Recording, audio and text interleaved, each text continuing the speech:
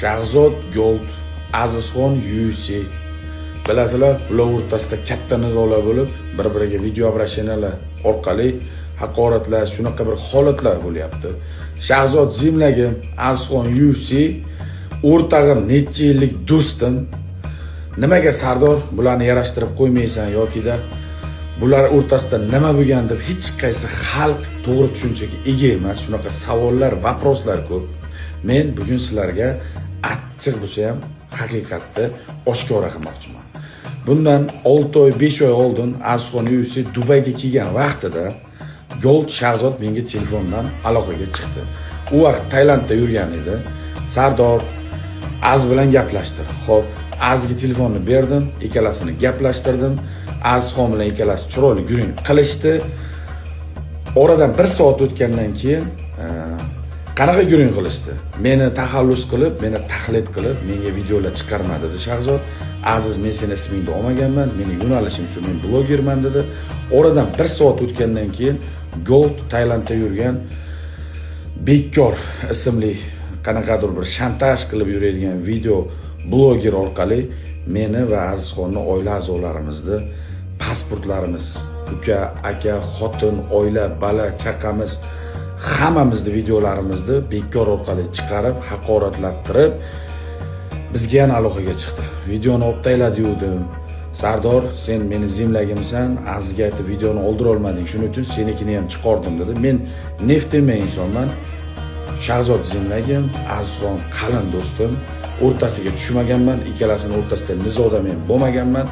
Shunga qaramasdan meni oila a'zolarimni ham videolari va rasmlarini so'ktirib, haqoratlattirib, otam, onam, ukam, akam hammasini chiqartirib, Azizni xotin, bola chaqasini chiqartirib so'ktirdi. Men aytdim, Shahzod, meni qo'limdan keladi, videolarni oldir, Azizxonnikini ham oldir. Men hozir kirib ko'zingni oldida Azizxonning telefonidan men seni videolaringni o'chiraman.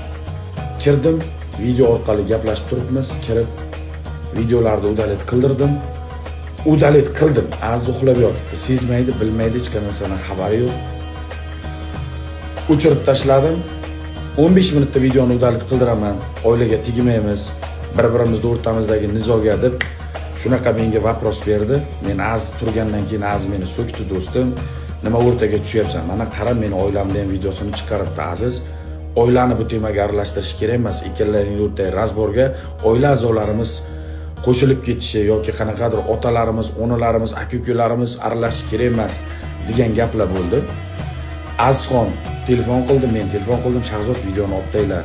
Shunaqa kerak emas, oilani aralashtirmaylik degan gapni gapirdim.